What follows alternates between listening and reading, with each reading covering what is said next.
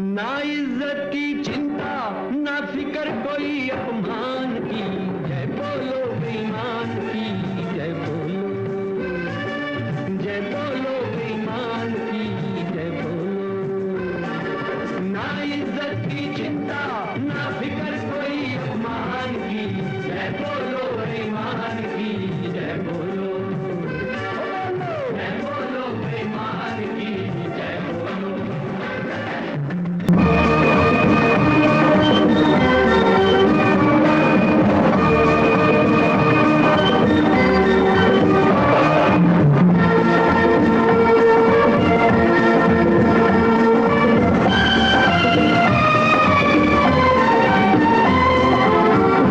मुखड़ा उजले कपड़े मन है काला काला, जिसकी दया से मंदिर चलते हैं आबाद शिवाला।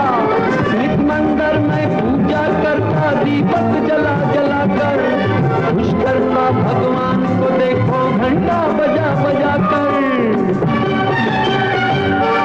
अंदर भगवान की जय हो और बाहर बेईमान की, जय बोलो बेईमान की, जय बोलो बेईमान।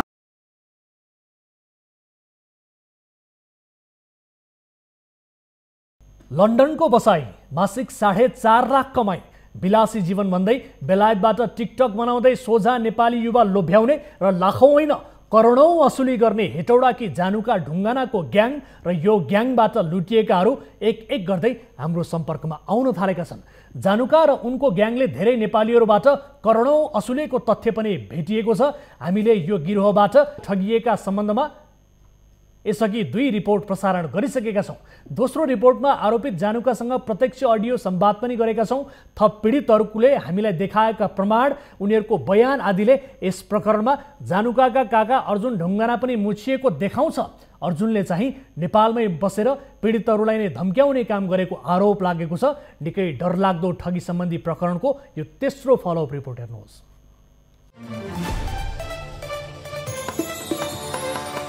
बेलायत जाने सपनामा मकवानपुर हेटौडा उपमहानगरपालिका 8 की जानुका ढुङ्गाना सहितको गिरोहबाट ठगीमा परेका अन्य पीडितहरू पनि सीधा कुरा जनतासँगको सम्पर्कमा आउन थालेका छन्। कार्यक्रमको 1282औं श्रृङ्खलामा हामीले बेलायतमा रोजगारी सहित उचित बसोबासको व्यवस्था मिलाइदिने भनेर प्रलोभनमा पारेर जानुका एक्लैले पोखरा अन्नपूर्ण गाउँपालिका 8 की विष्णु रिजालबाट 38,05,000 ठगी गरेको विषय प्रमाण सहित देखाएका थियौं। पीडित विष्णुलाई जानुकाले आफ्नो र भिनाजु शम्भु सिमखडाको ब्याङ्क खातामा रकम जम्मा गर्न लगाएकी थिइन्। आफू भने बेलायतमै बसेर टिकटक मार्फत भ्रामक प्रचार गरेर नेपालका सोझा सिधा युवाहरूको ब्रेन वाश गरेर उनीहरूबाट लाखौं रकम असुल्ने जानुकाको धन्दाबारे हामीले पर्दाफास गरेपछि उनी र उनको ग्याङबाट ठगीमा परेको भन्दै अन्य पीडितहरू हाम्रो सम्पर्कमा आउन थालेका छन्। बेलायत पठाउने नाममा यो ग्याङले प्रत्येक व्यक्तिसँग 40 देखि 50 लाखको दरले संकलन गरेर झण्डै 7 करोड रुपैयाँ ठगी गरेको अनुमान गरिएको छ। कोही बेलायत बसेर त कोही नेपालमै बसेर ठगी धन्दा चलाउने यो ग्याङमा को संलग्न छन् त सबैभन्दा पहिले यिनीहरूको मुकुण्डो उतारौं।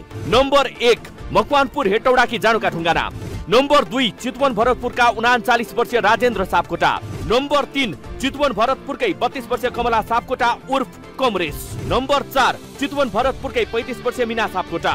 नम्बर 5 चितवन भरतपुरकै 37 वर्षीय अर्जुन सापकोटा।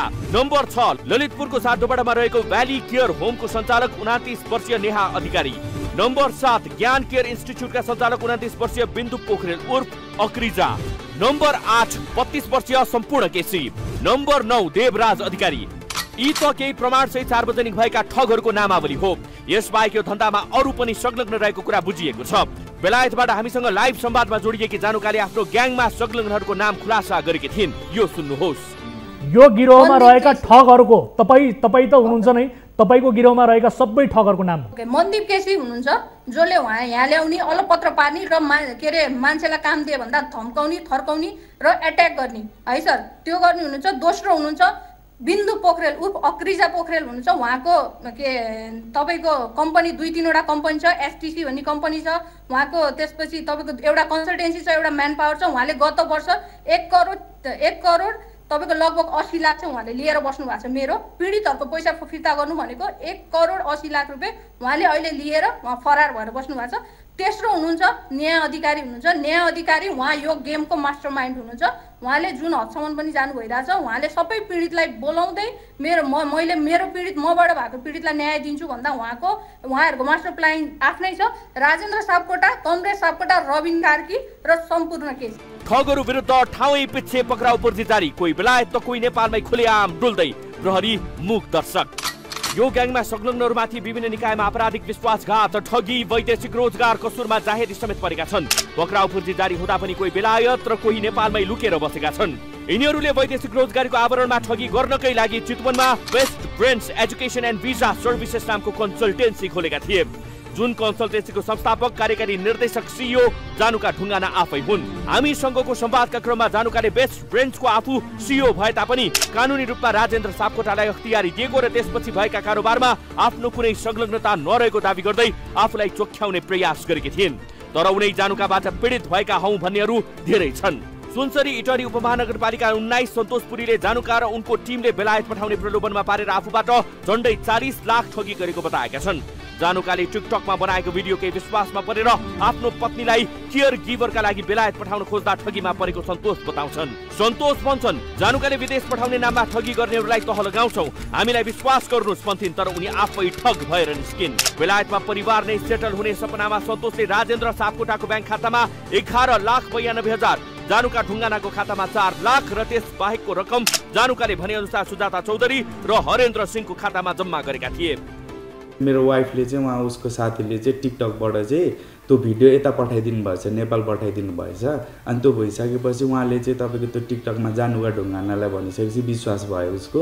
अनि उसले चाहिँ तपाईँको त्यहाँनिर के गरेको थियो भन्दाखेरि, हामी स्क्यामरहरू केही होइन, हामी स्क्यामरहरूलाई खेदाउँछौँ होइन, हामी अब राम्रो काम गर्छौँ भन्ने त्यस्तो उयो हालिरहेको हुन्थ्यो, टिकटकमा न्युजहरू हालिरहेको हुन्थ्यो।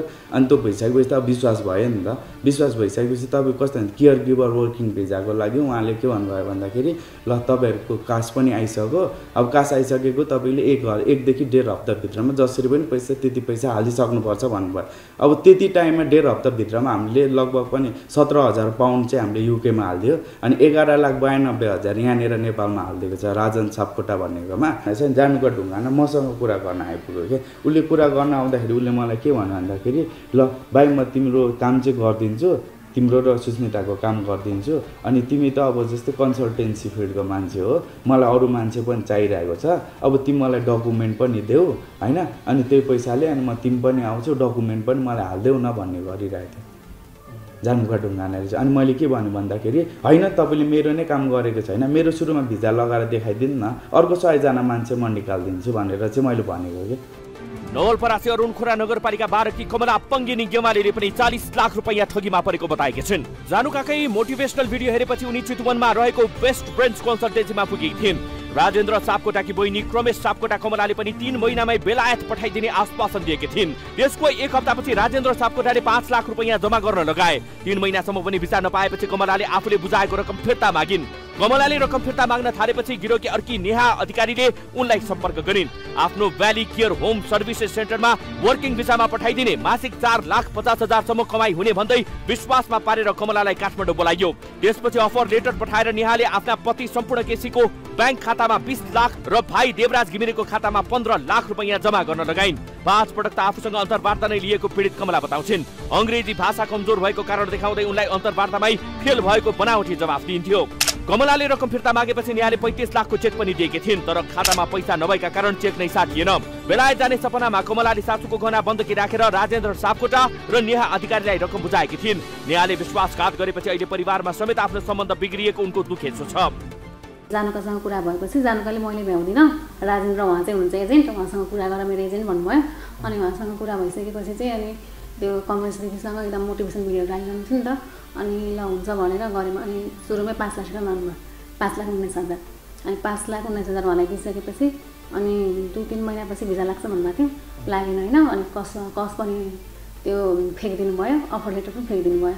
अनि त्यसपछि हामी रिफन्ड माग्यौँ, रिफन्ड मागिसकेपछि दिन मान्नु भएन कि। अनि नमागेपछि अनि फेरि अनि हामीले चाहिँ अब रिफन्ड लिन्छौँ, अब नगर्ने भनिसकेपछि न्यायाधिक अधिकारीले फोन गर्नुभयो। न्याय अधिकारीले फोन गरेपछि अनि तिम्रो भिजा चाहिँ मैले लगाइदिन्छु जसरी पनि होइन, 100% भिजा लाग्छ, मेरो यो भ्याली होम केयर सर्भिस सेन्टरको लिङ्क पनि पठाउनु भयो हामीलाई चाहिँ। अनि त्यो पठाइसकेपछि अनि हामीले हेऱ्यौँ, उहाँ गएर बुझ्यौँ हेऱ्यौँ होइन। हेरिसकेपछि चाहिँ हुन्छ भनेर अनि हामीले 35 लाख पठाइदियौँ उहाँको हस्बेन्डको र भाइको एकाउन्टमा। 3 महिनापछि पनि भिजा आएन। भिजा नआएपछि अनि हामीले चेकमा चाहिँ वैदेशिक रोजगार भनेर लेखेर पठाएको थिएँ मैले चाहिँ। उहाँले चाहिँ धम्काउनु भयो कि किन यसरी वैदेशिक रोजगार लेखेको होइन भनेर गाली गर्नुभयो। अनि त्यसपछि चाहिँ हामीलाई अलिक डाउट लागेपछि हामीले चाहिँ अब रिफन्ड लिने भनेर रिफन्डको लागि तयारी गरिरहेको थियौँ। त्यसपछि यहाँ अधिकारीले फोन गर्नुभयो। अनि उहाँले चाहिँ मैले गर्छु मेरो भ्याली होम केयर सर्भिस सेन्टरमा मैले काम गरिरहेको छु होइन सर्भिस सेन्टर गरिरहेको छु यति वर्षदेखि काम गरिरहेको छु यहाँ नपत्ता हेर्न आऊ भन्नुभयो। अनि काठमाडौँ आयौँ हेऱ्यौँ होइन उहाँले गरिरहनु हुँदो रहेछ। गरिरहेपछि चाहिँ अलिकति विश्वास दिलाउनु भयो हाम्रो। कमलाले वैदेशिक रोजगार विभागमा उजुरी गरेपछि राजेन्द्र सापकोटा विरुद्ध पक्राउ पूर्ति जारी भएको छ। यो हेर्नुहोस्। तर नेहा अधिकारी उनका पति सम्पूर्ण केसी र भाइ देवराज अधिकारी विरुद्ध भने अहिलेसम्म पक्राउ पूर्ति जारी भएको छैन। नेहाले विभागमा सेटिङ गरेका कारण पक्राउ पूर्ति जारी नभएको हुन सक्ने कमलाको शंका छ। सासूको गहना बन्दकी राखेर बुझाएको रकम फिर्ता पाउनका लागि यति बेला कमला सङ्घर्षरत छिन्। तर ठगी गर्नेले उल्टै मुद्दा मामिला गरेर आफूलाई कानुनी उल्झनमा पार्ने प्रयास गरिरहेको उनको गुनासो छ। मेरो पैसा चाहिँ फिर्ता होस् मैले दिएको पैसा होइन मेरो ब्याज सहित मैले कसरी ब्याज दिइरहेको छु 1 वर्षदेखि मैले फागुन 19 गतेदेखि उहाँलाई पैसा दिएको होइन अघिल्लो फागुन 19 गते अब यो फागुन चाहिँ ठ्याक्कै 1 वर्ष भयो मैले 5 लाख रुपियाँ राजेन्द्रजीलाई दिएको होइन त्यो पैसा पनि मेरो ब्याज सहित फिर्ता होस् और मलाई के चितवन भरतपुर महानगरपालिका 6 का सागर भट्टराई पनि ठगीमा परेको अर्क पीडित हुन्। राजेन्द्र सापकोटा छिमेकी भएकै कारण उनको विश्वासमा परेर ठगीमा परेको सागरको गुनासो छ। आफू र आफ्नो पत्नीलाई डिपेन्डेन्ट भिजामा बेलायत पठाइदिने भन्दै राजेन्द्र सापकोटा र जानुका ढुङ्गाना मिलेर ठगी गरेको उनी बताउँछन्। सागरकी पत्नी अन्जु कडेलले राजेन्द्रको ब्याङ्क खातामा 31,50,000 र बेलायतमै रहेकी जानुकाको खातामा 13 लाख रुपैयाँ जम्मा गरेकी थिइन्। पछि बुझ्दै गएको अब उहाँहरूको त्यो टिम अब उहाँहरूले धेरैसँग पैसा उठाउनु भएको रहेछ गाउँठाउँमा त्यहीँ चितवनमा भरतपुरमा मात्रै मैले चिनेको 8 जना हुनुहुन्छ सँग चाहिँ अब लगभग 40 एराउन्ड माथि पैसा उठाउनु भएको रहेछ। 40 लाख हजुर 40 लाखको दरले कोहीसँग 40 कोहीसँग 42 मसँग 46 त्यसरी अनि कसैको पनि काम भएको छैन सबै पीडित। मैले राजेन्द्र सापकोटाकोमा चाहिँ 31.5 लाख रुपियाँ हालेको छु अनि बाँकी रहेको 13 लाख रुपियाँ चाहिँ राजेन्द्र सापकोटाले भनेर चाहिँ जानुका ढुङ्गाना चाहिँ युके गइसकेको थियो। यिनीहरूको अब जानुका ढुङ्गाना भन्ने चाहिँ त्यति बेला चाहिँ राजेन्द्र सापकोटा मेरो बहिनी हो युके नै छ उसले नै हो काम गर्ने। अरू बाँकी रहेको 13 लाख रुपियाँ भनेको पाउन्ड लगभग 7,000 पाउन्ड चाहिँ उसकै उहाँ युके नै हालिदिने भन्नुभयो र अनि मैले चाहिँ उहाँ के अरे युकेमा दाइ हुनुहुन्थ्यो दाइलाई हाल्न लगाइदिएँ युकेबाट नै। सागरले पनि वैदेशिक रोजगार विभागमा उजुरी गरेपछि राजेन्द्र र जानुका विरुद्ध पक्राउ पूर्ति जारी भएको छ। यसबाहेक पनि अन्य धेरै पीडितहरूले यो ग्याङका सदस्यहरू विरुद्ध ठगीको अभियोगमा प्रमाणसहित विभागमा जाहेरी दिएका छन्। तर रकम फिर्ता गर्नुको साटो यो समूहले उल्टै पीडितहरूलाई धम्की दिने गरेको छ। पीडित मध्येकी एक पोखराकी विष्णु रिजालले रकम फिर्ता माग्दा जानुका र उनको समूहले टिकटक लाइभमा समेत धम्की दिने गरेको गुनासो गरेकी छिन्। यसरी धम्की दिनेमा जानुकाका काका अर्जुन ढुङ्गाना पनि रहेको विष्णु बताउँछिन्। यो सुन्नुहोस्।